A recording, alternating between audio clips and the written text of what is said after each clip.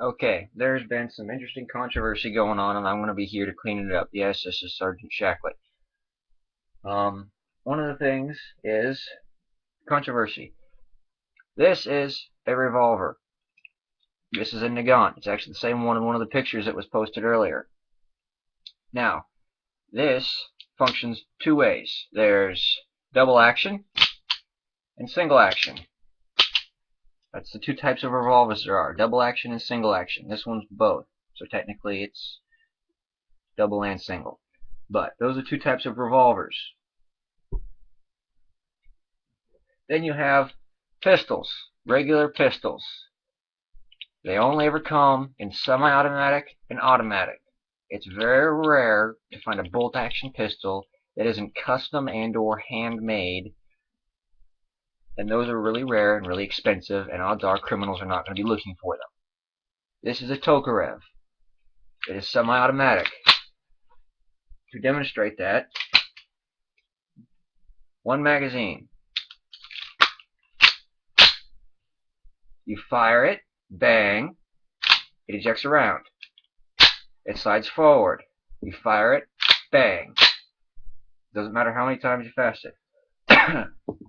In automatic, you just hold down the trigger and it just goes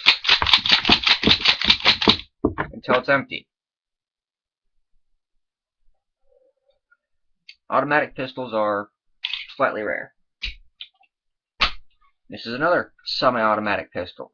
It does the same thing. Different magazine, different pistol. This thing's a 12-round magazine. Normal magazine, 12 rounds.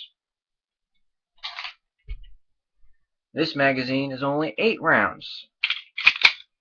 Normal magazine. It's dependent upon the weapon. Now,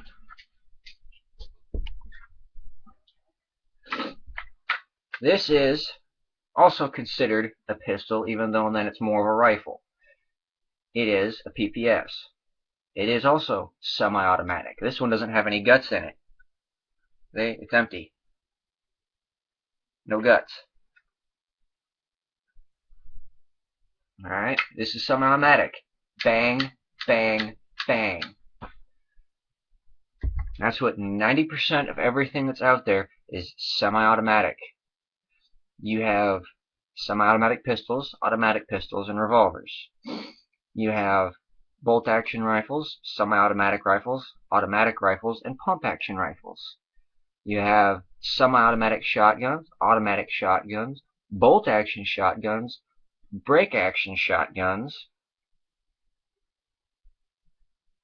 And what else was there? There was another one. Pump and bolt-action shotguns, I think I already said.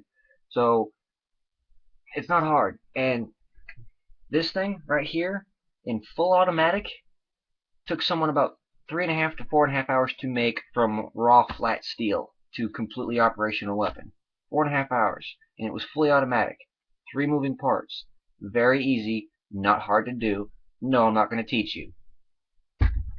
You guys need to understand that when it comes to a firearm, they're not hard to make on your own. And when you do that, and they choose whether or not to serialize them, which criminals will never serialize them, nor will they ever call NICS to get approval for it, or a background check. They will just make it in their garage and use it. And that's the end. Or they'll file off the serial number, they'll run a file down the bore, and bam, weapon's untraceable. Now, the FBI has had technology since the 50s for discovering what the original serial number was, which can help track down where that firearm came from, but it only works if it's been law-abiding gun owners. Because when they sell it, they go through a background check. They report the serial number. The serial number was sold to someone in Alaska. The serial number was sold to someone here. And then all of a sudden, that serial number shows up on a pistol in California. And they said, okay, so it was stolen. And then they look for any stolen firearms reports and say, oh, look, this guy reports a pistol stolen from Alaska. This is the name. This is the serial number. And the serial number matches. So it was stolen in Alaska. He did the right thing, filed a police report, and it ended up in California somehow.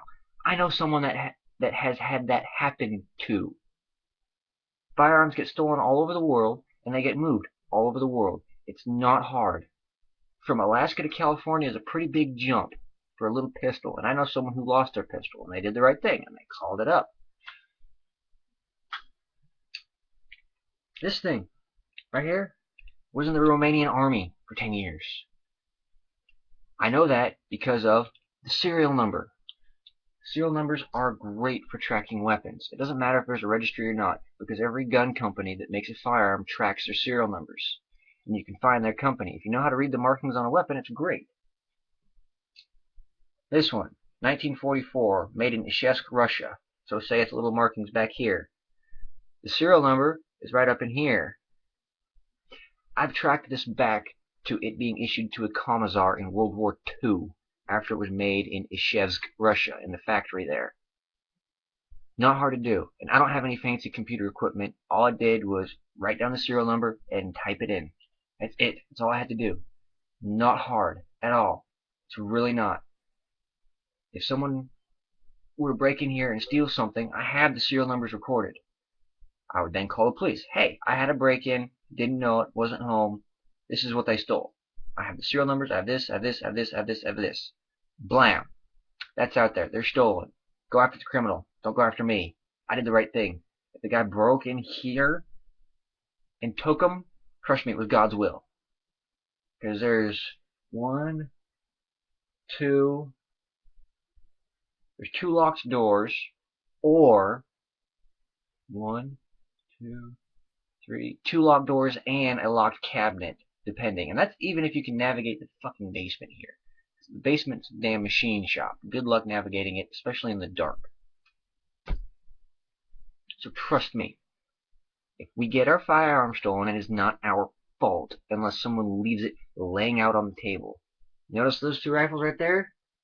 Yeah, they're above me, which means you have to crawl over me to get them. And if you wake me up, you will not be happy. Period. I don't care who you are. If you wake me up, you will not be happy.